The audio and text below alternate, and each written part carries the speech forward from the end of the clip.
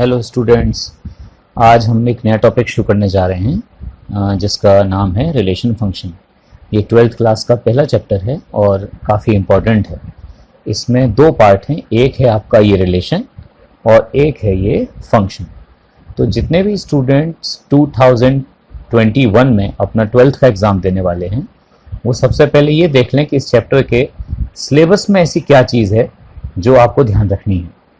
तो एक तो रिलेशन आपके पूरा है, ये रिलेशन जो भी चीज़ है आपकी बुक में दे रखा है एनसीईआरटी में, वो आपको पूरा ही देखना है, उसमें कोई सिलेबस में चीज़ कटी नहीं है। लेकिन ये जो फंक्शन है, इस फंक्शन में एक एक्सरसाइज है आपकी, थर्ड एक्सरसाइज है 1.3 कंपोजिट फंक्शंस पर बेस है। तो कंपोजिट फंक्शंस अब आपकी सिलेबस का हिस्सा नहीं है। ठीक है, ऐसी एक अगली एक्सरसाइज और है, फोर्थ एक्सरसाइज है, ये है आपकी बाइनरी ऑपरेशंस पर। तो ये बाइनरी ऑपरेशंस भी अब आपके सिलेबस में नहीं है। तो ये सब आपका 2021 वाले एग्जाम के सिलेबस से हट गया है। तो अब आपको फंक्शंस में सिर्फ जो पढ़ना है, जो फिलहाल आपके सिलेबस में है, वो एक पार्ट है फंक्शंस क्या हैं, ये थोड़ा पता होना चाहिए आपको फंक्शंस क्या हैं, और इसके साथ साथ फंक्शंस पता करना है कि फंक्शन के टाइप्स क्या हैं और इसका इन्वर्स निकालना। बस ये दो चीज़ें आपको ध्यान रखनी है। टाइप्स में आप ये देख लीजिए कि 1 1 on 2 वाला सीन 1 1 on 2 है या नहीं, बस ऐसे करके। तो ये चीज़ आपको पढ़नी है। सिर्फ दो चीज़ें बची हैं आपके इसमें फंक्शन में, और एक आपका ये रिलेशन। ये दोनों चीज़ें कंपोजिट फंक्शंस और आपका बाइनरी ऑपरेशन, ये पूरा अब 2021 के सिलेबस से हट गया है। ठीक है, तो सबसे पहले हम शुरू करने जा रहे हैं रिलेशंस क्या हैं, क्या मतलब है रिलेशन का। तो आप में से कितने बच्चों को पता है कि रिलेशन का मतलब क्या होता है? तो देखिए, डेली लाइफ में हम अगर देखते हैं तो रिलेशंस जनरली आपने क्या देखे हैं डेली लाइफ में? रिलेशंस आप देखते हो कि फलाना इज़ मदर ऑफ समथिंग, और या फिर A is father of B, ऐसे करके कुछ रिलेशन है। या सीता हम कह सकते हैं, सीता इज़ डॉटर ऑफ, है ना, डॉटर ऑफ जनक। तो कुल मिला के डेली लाइफ में तो ऐसी रिलेशन आएंगे, इज डॉटर ऑफ कह लो, इज फादर ऑफ कह लो, मदर ऑफ कह लो, एज ए रिलेशन। लेकिन मैथ्स में, इन मैथमेटिक्स, जो भी रिलेशंस आपने पढ़े वो ऐसे कभी नहीं है। आप ध्यान से पढ़ेंगे तो आप कभी ये नहीं कह पाओगे कि 9 इज मदर ऑफ 3, है ना, क्योंकि ये रिलेशन नहीं होते मैथ्स में, है ना, मदर ऑफ 3 ये चीज़ नहीं है। आप क्या बोलोगे? मदर ऑफ की जगह आप बोल सकते हो, आप कह सकते हो स्क्वायर ऑफ 3 कह सकते हो, है ना, स्क्वायर ऑफ 3 कह सकते हो। तो मैथ्स में रिलेशन स्क्वायर ऑफ हो सकता है। या फिर आप ये भी कह सकते हो कि it is thrice of 9 is thrice of 3, है ना, थ्राइस ऑफ का रिलेशन। तो मैथ्स में तो आप थ्राइस ऑफ, स्क्वायर ऑफ, इस तरीके के रिलेशन इस्तेमाल कर सकते हो। तो इन्हीं रिलेशंस को अगर मैं देखूं तो फाइनली मैं कितने टाइप के रिलेशंस को कह सकता हूं, तो ये चीज़ अब मैं आगे देखता हूं। ठीक है, तो हम देखते हैं रिलेशन क्या है और कितने टाइप के रिलेशंस होते हैं। तो इसमें देखिए, सबसे पहले हम एक बार डेफिनेशन देख लें कि रिलेशन का मतलब क्या है। तो इसमें रिलेशन में लिखा हुआ है का relation R from set X to Y is defined as the subset of Cartesian product.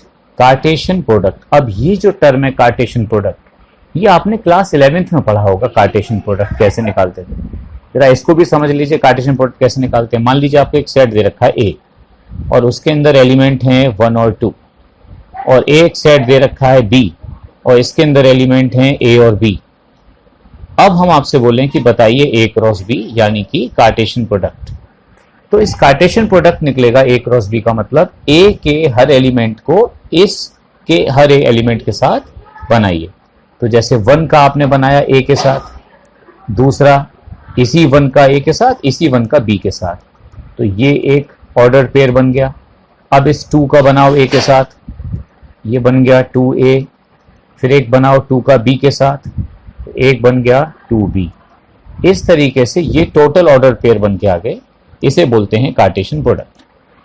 अब इस कार्टेशियन प्रोडक्ट में 4 एलिमेंट हैं, देखो 1, और उसके बाद आप देखो ये रहा 2, 3 और 4 एलिमेंट्स हैं। तो 4 एलिमेंट्स होने के बाद इसमें सबसेट कितने बन सकते हैं, कितने सबसेट बनेंगे? तो पहले मैं एक सबसेट लिख के दिखाता हूं। सबसेट का मतलब ये हो गया कि जितने भी एलिमेंट इसमें लिखे हुए हैं उनमें से एक या एक से ज्यादा कोई भी एलिमेंट लेकर हम एक सेट तैयार करें। जैसे मैंने एक ले लिया 1A, दूसरा मैंने ले लिया 2B। मैंने इस A क्रॉस B में से सिर्फ 2 एलिमेंट्स को लिया, एक लिया मैंने 1A, एक लिया मैंने 2B और एक सेट तैयार कर दिया। तो ये जो सेट है ये कहलाएगा सबसेट। किसका? A क्रॉस B का। तो आप ध्यान से देखो क्या कह रहा है कि what is relation? Relation is the subset of Cartesian product. इसका मतलब ये चीज क्या है? ये एक रिलेशन है। ये एक रिलेशन है। किसका रिलेशन है? A टू B, A का B के साथ। ठीक है ना? अच्छा, तो इसे कैसे लिख सकते हैं? We can also write it as what is R? R is the subset of, ये X Y मतलब ऑर्डर पेयर, X और Y का ऑर्डर पेयर। एक एलिमेंट X है, एक एलिमेंट Y है। एक एलिमेंट मैंने A में से लिया है और एक एलिमेंट मैंने B में से लिया है। तो इस तरीके से जितने भी सबसेट बनेंगे इस A क्रॉस B में से, यानी कि कार्टेशियन प्रोडक्ट में से, वो सब के सब क्या कहलाएंगे? सबसेट कहलाएंगे। तो अब बात आती है कि जैसे मैं पूछूं राइट फ्यू ऑफ द सबस रिलेशंस, राइट एनी 2 रिलेशंस, कोई से भी 2 रिलेशन आप मुझे लिख के दिखाओ इस सेट में से, A क्रॉस B में, A टू B। तो देखो A टू B रिलेशन अगर लिखने हो तो सबसे पहले मैंने क्या लिखा? A क्रॉस B पता किया, यानी कार्टेशियन प्रोडक्ट पता करा। और मुझे कोई से भी 2 सेट लिखने थे, तो पहला सेट मैंने देखो ये लिख दिया है। पहला सेट क्या होगा? कोई भी सबसेट बनाओ, इसका कोई भी सबसेट। तो जैसा पहला सबसेट मैंने लिखा 1A, मैंने एक एलिमेंट ले लिया तो ये भी एक सबसेट है। मैं दूसरा सबसेट लिखना है तो मैंने एक और सेट बना दिया, मैंने लिख लिया 1B, एक एलिमेंट ये ले लिया और एक एलिमेंट ले लिया मैंने 2A, मैंने एक और एलिमेंट ले लिया 2B। अब ये जो मैंने लिखा है ये भी क्या है? एक सबसेट है। किसका? A क्रॉस B का। तो ये भी एक सबसेट हो गया, यानी कि एक रिलेशन हो गया। तो रिलेशन अगर कोई डिफाइन करने को कहते तो क्या बोलोगे? Relation is nothing but relation is the subset, it is the subset of Cartesian product. Cartesian product के क्या कहलाएंगे? सबसेट कहलाएंगे। अच्छा, अब दूसरी एक खास बात है, एक नोट में आप ध्यान से देखो कि कितने नंबर ऑफ रिलेशंस हो सकते हैं। अगर आपको A और B दे दिया जाए, जैसे मैंने A में कहा कि 4 एलिमेंट हैं, वो 2 एलिमेंट हैं, और B में कह दिया मैंने यहाँ पे भी 2 एलिमेंट हैं, तो इनके बीच में कितने नंबर ऑफ रिलेशंस हो सकते हैं? तो बड़ा सिंपल है, कितने नंबर ऑफ सबसेट हो सकते हैं, ये ध्यान रखो, कितने नंबर ऑफ सबसेट हो सकते हैं। तो देखो एक बड़ी छोटी सी बात है, अगर आप समझ पा रहे हो तो 11th क्लास में मैं एक नोट बताता हूं आपको। 11th क्लास में अगर आपने पढ़ा हो कि A सेट कोई दे रखा है, उसके अंदर मान लीजिए आपके पास 3 एलिमेंट हैं, 1 2 3, तो कितने नंबर ऑफ सबसेट्स बनेंगे? कितने बनेंगे नंबर ऑफ सबसेट्स? तो नंबर ऑफ सबसेट्स का मतलब ये हो गया 2 टू द पावर n। ये हमने पढ़ रखा है, आपको याद होगा 2 टू द पावर n होते हैं नंबर ऑफ सबसेट्स। n क्या होता है? n होता है number of elements, number of elements. ठीक है, नंबर ऑफ एलिमेंट्स। ठीक इसी तरीके से अगर आपने ध्यान से देखो तो जो मैं अब बोल रहा हूं उसको ध्यान से देखना कि A क्रॉस B में कितने एलिमेंट हैं? 1 2 3 4। तो कितने सबसेट बन सकते हैं? 2 टू द पावर n, यानी 2 टू द पावर 4 सबसेट बन सकते हैं। 2 टू द पावर 4 सबसेट का मतलब हो गया टोटल 16। टोटल 16 का मतलब हो गया कि इतने ही सबसेट बनेंगे, तो इसका मतलब इतने ही रिलेशंस पॉसिबल हैं। तो अगर कोई आपसे पूछे कि A टू B में कितने रिलेशंस पॉसिबल हैं, कितने रिलेशंस बनाए जा सकते हैं, बन सकते हैं, तो आप सबसे देख लो कि A सेट में कितने एलिमेंट हैं? P। B सेट में कितने एलिमेंट हैं? Q। तो टोटल नंबर ऑफ एलिमेंट कितने हो गए? PQ। अगर एलिमेंट PQ हैं तो सबसेट कितने बनेंगे? 2 की पावर PQ, यानी कि रिलेशंस भी इतने ही बनेंगे। ये बात क्लियर हो गई? हम पता कर सकते हैं नंबर ऑफ रिलेशंस कितने बनेंगे। ठीक है, वेरी गुड। उसके बाद आती है टाइप्स ऑफ रिलेशन। तो टाइप्स ऑफ रिलेशन में पहला एक रिलेशन का टाइप है एम्प्टी रिलेशन। अब एम्प्टी रिलेशन का मतलब क्या होता है? एम्प्टी मतलब जब कोई रिलेशन बने ही नहीं किसी एलिमेंट्स के बीच में। जैसे फॉर एग्जांपल मैंने क्या लिखा, मैंने एक सेट लिखा ए और उसके अंदर मैंने एलिमेंट लिखे 1, 3, 4 और 8 और मैंने एक रिलेशन लिखा, एक रिलेशन है R between X and Y, एक ऑर्डर पेयर है एक्स और वाई, ये एक रिलेशन है एक्स और वाई के बीच में। कैसा रिलेशन है कि x इज 3 टाइम्स ऑफ या थ्राइस ऑफ y। अब आप मुझे बताओ कि इस पर्टिकुलर सेट में क्या कोई भी x y का 3 टाइम्स है, यानी कोई भी एलिमेंट किसी का 3 टाइम्स है? देखो 1 इज 3 टाइम्स ऑफ 3, बिल्कुल गलत। बट 3 इज 3 टाइम्स ऑफ 1, ये बिल्कुल सही है। ठीक है, मुझे एक रिलेशन मिल गया जो इस बात को फॉलो करता है। दूसरा, क्या 4 3 टाइम्स है 3 का? नहीं है। 1 का है? नहीं है। 8 भी किसी का 3 टाइम्स नहीं है। तो सिर्फ एक रिलेशन मुझे ऐसा है जो मुझे मिल गया। तो एक रिलेशन मिल गया ये वाला, ये हमारा रिलेशन जो है, मतलब ये जो ऑर्डर पेयर है हमारे इस रिलेशन को बिलोंग करता है। तो इसमें हमें एक एलिमेंट मिल गया, इसलिए ये वाला एम्प्टी नहीं कहलाएगा। लेकिन अगर सपोज मैं इस 3 की जगह मैं लिख देता हूं यहां पे 2, तो अब मुझे बताओ क्या कोई रिलेशन मिल पा रहा है? अब 2 1 का 3 टाइम्स नहीं है, 4 भी 2 का 3 टाइम्स नहीं है, मतलब कोई किसी का 3 टाइम्स नहीं है। इसका मतलब अब मुझे एक भी ऐसा ऑर्डर्ड पेयर नहीं मिल रहा जो इस रिलेशन को बिलोंग करता हो। एक भी एलिमेंट नहीं है। इसका मतलब अब ये रिलेशन कैसा कहलाएगा?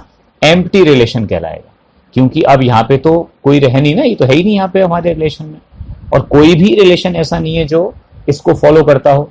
जैसे मान लो मैं इसमें से उठा के कोई सा कह दूं 1 और 2, तो क्या इसमें कोई सा भी एलिमेंट 3 टाइम्स है एक दूसरे का? क्या 1 2 का 3 टाइम्स है? नहीं है। क्या 2 1 का 3 टाइम्स है? नहीं है। इसका मतलब एक भी एलिमेंट इस रिलेशन को फॉलो नहीं करेगा, इसलिए रिलेशन कैसे कहलाएगा? एम्प्टी रिलेशन कहलाएगा। ठीक है, ये तो था एम्प्टी रिलेशन। अब मैं दूसरा एक रिलेशन और बताता हूं, यूनिवर्सल रिलेशन। यूनिवर्सल रिलेशन ऐसा रिलेशन जिसका हर एलिमेंट एक दूसरे से रिलेटेड है। जैसे फॉर एग्जांपल मैं एक रिलेशन लेता हूं, रिलेशन नहीं, मैं एक सेट लिखता हूं। सबसे पहले ए, इस ए सेट के अंदर मैं लिखता हूं, मैं 4 नाम लिखता हूं। मैं पहला लिखता हूं राम, फिर मैं लिखता हूं लक्ष्मण, ठीक है, फिर लिखा मैंने एक भरत और एक लिखा मैंने शत्रुघ्न। ठीक है, शत्रुघ्न। अब इंपॉर्टेंट बात यह है कि एक रिलेशन भी दे देता हूं मैं। रिलेशन क्या दे रहा हूं कि इसके एलिमेंट हैं 4, 1 2 3 4। इनके बीच में एक रिलेशन बना देता हूं एक्स और Y, such that X is brother of Y. ठीक है, ये एक रिलेशन लिखा मैंने। अब आप बताओ क्या ये रिलेशन एम्प्टी रिलेशन है? देखो इसमें एक भी रिलेशन तैयार नहीं होना चाहिए, पर मैं देख रहा हूं कि आर यानी Ram is brother of Lakshman, Lakshman is brother of Shatrughna, Shatrughna is brother of Ram. इतने सारे रिलेशन हमारे यहां अवेलेबल हैं, तो ये एम्प्टी तो नहीं हुआ। ठीक है, ये कैसा हो गया? ये यूनिवर्सल रिलेशन है। ये क्यों यूनिवर्सल है? क्योंकि इस ब्रदर ऑफ हर एक एलिमेंट दूसरे एलिमेंट के साथ इस ब्रदर ऑफ का रिलेशन रखता है। हर एक element, Ram is brother of Lakshman, Ram is brother of Bharat, Ram is brother of Shatrughna. ठीक है, सबके साथ रिलेशन हो गया। ऐसी लक्ष्मण का भी देखो, राम के भाई हैं, लक्ष्मण भरत के भाई हो गए, लक्ष्मण शत्रुघ्न के भाई हो गए। ऐसे Bharat is brother of Ram, Bharat is brother of Lakshman, Bharat is brother of Shatrughna. तो इसका इस ए सेट का हर एक एलिमेंट एक दूसरे के साथ इस रिलेशन के जरिए रिलेटेड है, इसलिए ये कहलाएगा यूनिवर्सल रिलेशन। ठीक है बेटा, ओके, क्लियर हो गया? अच्छा, अब उसके बाद देखते हैं अगली चीज। ठीक है ना, अगला चीज हम देखें जरा क्या निकल के आ रहा है हमारे पास। नेक्स्ट अब आती है बात, एक सेकेंड ये थोड़ा सा मैं क्लियर कर लूं इसे। Very good. चलिए अब डेफिनेशन आ जाती है कि ये है क्या। तो ध्यान से देखो, इसमें लिखा हुआ है हमारे सामने कि a relation is called empty. कब कहलाएगा empty? No element of X is related to any element of X. यानी एक्स, कोई भी एक, हमको एक रिलेशन, एक सेट दे रखा हो ए, उसके अंदर बहुत सारे एलिमेंट होंगे, बहुत सारे एलिमेंट हैं, और कोई भी एलिमेंट एक दूसरे के साथ, no element is related to any other element, कोई किसी के साथ रिलेटेड नहीं है, ठीक है, तो वो एम्प्टी रिलेशन हो गया। उसके बाद बात आती है यूनिवर्सल रिलेशन की। तो यूनिवर्सल रिलेशन मैंने अभी बताया, इसमें क्या लिखा हुआ है, इसका मतलब ये हुआ इज कॉल्ड यूनिवर्सल। कब यूनिवर्सल कब कहा जाएगा? जब each element of X is related to every element of X, यानी सारे एलिमेंट हर एक दूसरे एलिमेंट के साथ रिलेटेड हैं। अच्छा, उसके बाद अगला टाइप है हमारे पास रिफ्लेक्सिव। क्या मतलब है रिफ्लेक्सिव रिलेशन का? किस टाइप के होते हैं रिफ्लेक्सिव? रिफ्लेक्सिव रिलेशन देखो मैं आपको बताता हूं बड़ा सिंपल है। रिफ्लेक्सिव मतलब होता है when X is related to X itself. यानी कि जैसे मैंने एक सेट लिखा ए, और ए सेट के अंदर मैंने नाम लिख दिया, जैसे कि मैंने लिख दिया, फिर से लिख देता हूं, चलो, राम, लक्ष्मण, भरत, शत्रुघ्न, ये मैंने एक सेट लिख दिया, ठीक है। अब रिफ्लेक्सिव, मैं इसमें फिर से वही रिलेशन लिख देता हूं कि एक आर रिलेशन है, और ऐसे है एक्स और वाई के बीच में रिलेशन लिख रहा हूं, और ऐसा relation such that X is brother of, है ना, ब्रदर ऑफ वाई रिलेशन ले लेता हूं, ब्रदर ऑफ वाई। तो रिफ्लेक्सिव मतलब ये हो गया when X is related to X, यानी हर एलिमेंट खुद से ही रिलेटेड है। तो क्या R is related to R, मतलब क्या Ram is related to Ram by this relation? क्या राम राम के ही भाई हैं? हाँ बिल्कुल कह सकते हैं, भाई हर इंसान अपना खुद का तो भाई है ही, तो Ram is related to Ram, Ram खुद के भाई हैं। लक्ष्मण भी खुद से रिलेटेड हैं, खुद के भाई हैं। भरत भी अपने आप के भाई माने जा सकते हैं, शत्रुघ्न भी अपने आप के भाई माने जा सकते हैं। इसका मतलब इसका हर एक एलिमेंट खुद अपने आप से रिलेटेड है। तो ऐसे रिलेशंस जो खुद से ही रिलेट हो जाते हैं उनको कहा जाता है रिफ्लेक्सिव रिलेशन, ठीक है ना, वो सब रिफ्लेक्सिव कहलाएंगे, ठीक है। इसके बाद दूसरा है सिमेट्रिक। सिमेट्रिक का मतलब क्या होता है? बड़ा सिंपल सी बात है सिमेट्रिक, अगर आप समझ पा रहे हैं। सिमेट्रिक का मतलब क्या होता है वो आप देख लीजिए, मैं बताता हूं आपको। जैसे मान लीजिए इसका मतलब ये हुआ कि if x is related to y, it implies that y is also related to x। Suppose मैं फिर से एक वही रिलेशन लेके आपको समझा देता हूं, आप समझ जाएंगे। जैसे मान लीजिए एक रिलेशन है r, और उस r रिलेशन में मैंने क्या कह दिया कि r रिलेशन में बनाया मैंने x और y के बीच में, ठीक है। क्या रिलेशन x और y के बीच में? फिर से वही कह दिया मैंने कि x is brother of Y, X is brother of Y. Set हमारे पास वही वाला ले लिया मैंने, जिसमें मैंने चार भाई रखे हैं, राम, लक्ष्मण, भरत और शत्रुघ्न, ठीक है ना। अब इसमें आप मुझे बताओ, इस ब्रदर ऑफ, अगर राम लक्ष्मण के भाई हैं तो क्या लक्ष्मण राम के भाई होंगे? बिल्कुल ठीक है।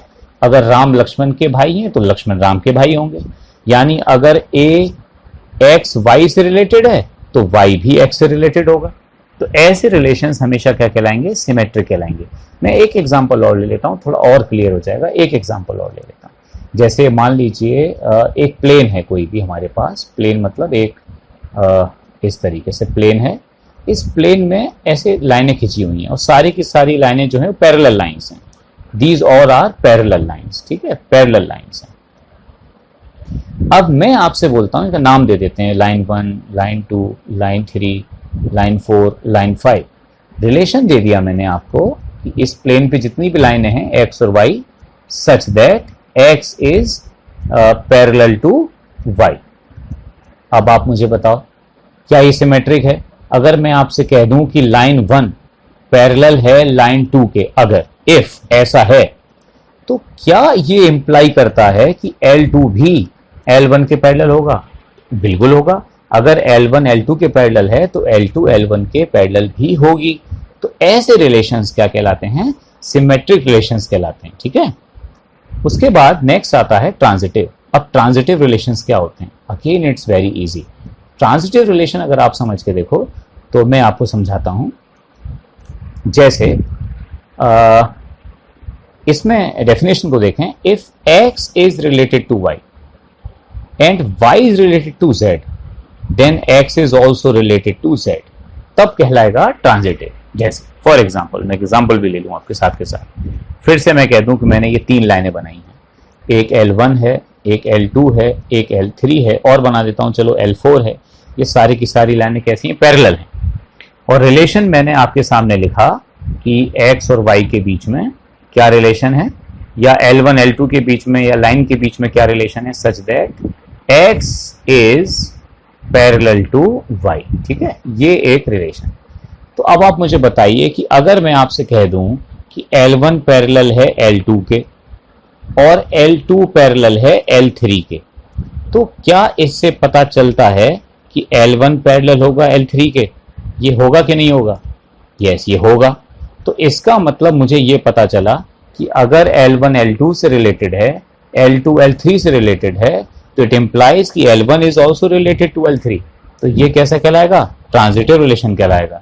मैं एक एग्जाम्पल और ले लेता हूँ, थोड़ा और आपको समझ में आ जाता है। एग्जाम्पल जैसे फॉर एग्जाम्पल मैंने ले लिया, फिर से मैं एक एग्जाम्पल ले लेता हूँ परपेंडिकुलर लाइंस का, यानी कि एक रिलेशन दे देता हूँ, एक्स वाई आपस में रिलेटेड हैं और such that X is perpendicular to Y. ठीक है, परपेंडिकुलर टू वाई। अब आप इस रिलेशन को देखना, अगर L1 is perpendicular to L2, ये गिवन है आपको, and L2 is perpendicular to L3, तो क्या it implies that L1 is perpendicular to L3? L1 L2 से रिलेटेड है, L2 L3 से रिलेटेड है। ट्रांजिटिव रिलेशन वो होता है जब ये दोनों चीजें सही हों।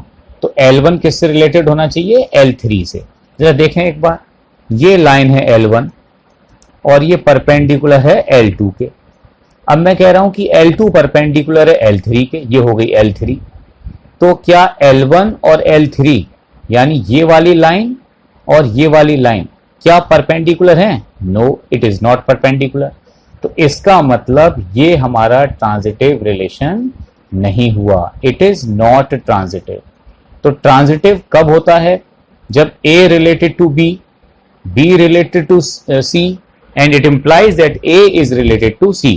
तो ये वाला केस जो हमारे सामने इस वक्त दिख रहा है, ये ट्रांजिटिव नहीं है। ठीक है ना, ये ट्रांजिटिव नहीं है, ये रिलेशन ट्रांजिटिव नहीं है, लेकिन ये वाला रिलेशन ट्रांजिटिव है। ठीक है, अच्छा, उसके बाद आता है इक्विवेलेंस रिलेशन। क्या होता है? ऐसे रिलेशंस जो रिफ्लेक्सिव भी हों, हमने चेक किया वो रिफ्लेक्सिव भी आ गए, हमने दूसरा देखा कि वो सिमेट्रिक भी हैं, और हमने देखा कि वो ट्रांजिटिव भी आ गए। इस टाइप के रिलेशन जो रिफ्लेक्सिव भी हैं, सिमेट्रिक भी हैं, ट्रांजिटिव भी हैं, उन्हें हम कहते हैं इक्विवेलेंस रिलेशन। ठीक है, ये चीज क्लियर हो गई? अच्छा, देखो डेफिनेशन भी मैंने यहां लिखवा दी है, आप थोड़ा सा एक बार देख लो जरा ध्यान से। क्या कह रहा है कि is said to be equivalence when it is reflexive, it is symmetric and और इट इज ट्रांजिटिव। तीनों ही टाइप हैं, तो उस रिलेशन को बोलेंगे इक्विवेलेंस रिलेशन। ठीक है, एक एग्जांपल ले लेते हैं जरा, तो शायद ये चीज और बिल्कुल क्लियर हो जाए कि क्या किस टाइप की ये तीनों चीजें हैं। ठीक है, अब आप देखो इस क्वेश्चन को, ये क्वेश्चन आपकी एनसीईआरटी का ही है, क्वेश्चन नंबर 1 है, आपके एनसीईआरटी का है। बस थोड़ा सा आप एक बार इसे पढ़ लें कि क्या कह रहा है ये एनसीईआरटी। ठीक है, देखें जरा क्या कह रहा है, पढ़िए, पहला क्वेश्चन पढ़ के देखिए क्या कह रहा है कि आपको चेक करना है कि ये जो रिलेशन आपको दे रखा है, ये वाला रिलेशन, ये आप बताओ कि रिफ्लेक्सिव है क्या, सिमेट्रिक है कि नहीं, और ट्रांजिटिव है कि नहीं। ठीक है, तो बस इसी को हमें देखना है कि क्या है।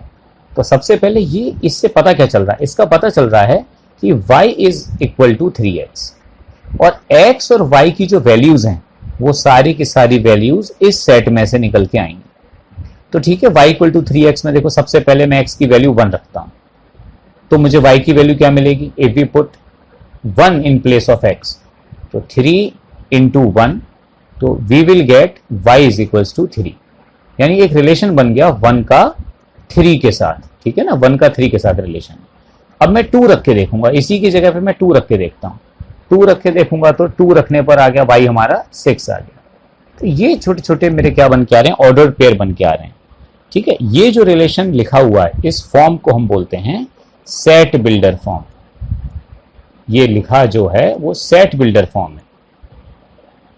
और इस तरीके से जो मैं अपने रिलेशन को लिख रहा हूं इसे बोलते हैं रोस्टर फॉर्म, रोस्टर फॉर्म या फिर टेबुलर फॉर्म, ठीक है, या फिर टेबुलर फॉर्म, ये एक ही बात है, ठीक है। अब मैं इन सब वैल्यूज को रख के देखूं तो एक टेबल मैंने यहां बना के रखी है आपके सामने। आप देखो मैंने वही सब काम किया, मैंने 1 रख के देखी एक्स की वैल्यू तो 3 आई, 2 रखी तो 6 आई, 3 रखी तो 9, 4 रखी तो 12, 5 रखने पर 15 आ रहा है, but it is not belongs to A. देखो बेटा क्यों नहीं है, मैं क्यों इसको कंसीडर नहीं कर रहा हूं, क्योंकि x की वैल्यू 5 और y की वैल्यू 15 हमारे इस सेट में, जो हमको इस सेट दे रखा है सेट A, इस सेट में 5 है, यहां पर 5 आएगा, कहीं 4 भी आएगा, 5 भी आएगा, लेकिन बेटा ये 15 नहीं आएगा। देखो इसमें 14 पे एंड हो गया, इसमें 15 है ही नहीं। क्योंकि इसमें 15 नहीं है तो मैं इसे कंसीडर कर ही नहीं सकता, इसलिए मैंने इसे कट कर दिया, ये मेरे पार्ट ही नहीं। तो ऑर्डर पेयर जो मेरे सामने बन के आ गए वो बेटा ये बन के आ गए। देखो ये वो ऑर्डर पेयर हैं जो यहां पर ये मैंने लिख दिए, ठीक है। तो मैं अपने सेट बिल्डर फॉर्म को रोस्टर फॉर्म में इस तरीके से लिख सकता हूं, ठीक है। अब बात आती है इसको चेक करके देखते हैं कि क्या है, रिफ्लेक्सिव है कि नहीं है, ठीक है। अब देखो मैंने यहां पे लिख दिया है, अब आप ध्यान से देखो जरा, इस वाले में, इस पूरे में रिफ्लेक्सिव का मतलब तो मैंने ये बताया था ना कि खुद एक एलिमेंट खुद के साथ रिलेटेड है, 1 ए के साथ रिलेटेड है। तो क्या आप इसमें बताओ इस सेट का 1 के साथ रिलेटेड होना, यानी 1 के साथ रिलेटेड होना, ये ऑर्डर्ड पेयर यहां है, ये ऑर्डर पेयर है नहीं है। चलो फिर देखते हैं क्या 2 के साथ रिलेटेड है, 2 के साथ भी रिलेटेड नहीं है, यानी ये वाला ऑर्डर पेयर भी इसमें नहीं है। तो ये कोई भी इसमें नहीं आ रहा, ना 1 आ रहा है, ना 2 आ रहा है, ना 3 ना 4। तो जब इसमें कोई भी एलिमेंट आप देख रहे हो इसके अंदर नहीं है, ना तो 1 आया, ना 2 बिलोंग करता है, ना 3 बिलोंग करता है, कोई बिलोंग नहीं कर रहा, इसका मतलब it is not a reflexive, ये रिफ्लेक्सिव नहीं है, ठीक है। उसके बाद हम बात करते हैं नेक्स्ट, क्या ये अगला सिमेट्रिक है कि नहीं। तो सिमेट्रिक में भी मैं एक बात जानता हूं, क्या कि अगर ए बी के साथ रिलेटेड है तो बी ए के साथ रिलेटेड होना चाहिए। यानी मेरे इस पूरे रिलेशन में अगर मुझे 1 3 दिखाई दे रहा है तो मुझे यहां कहीं 3 1 भी दिखाई देना चाहिए, क्योंकि इफ 1 इज रिलेटेड टू 3 तो it implies that 3 is also related to 1। अब देखो यहां पे 1 3 तो है पर 3 1 नहीं है, तो क्योंकि ये नहीं है इसका मतलब क्या होगा, ये सिमेट्रिक भी नहीं है, इट इज नॉट सिमेट्रिक। उसके बाद बात आती है ट्रांजिटिव की। तो ट्रांजिटिव भी आप अगर ध्यान से देखो तो ट्रांजिटिव भी वही चीज होती है कि भाई अगर ए बी के साथ रिलेटेड है, बी सी के साथ रिलेटेड है, तो ए सी के साथ रिलेट होना चाहिए।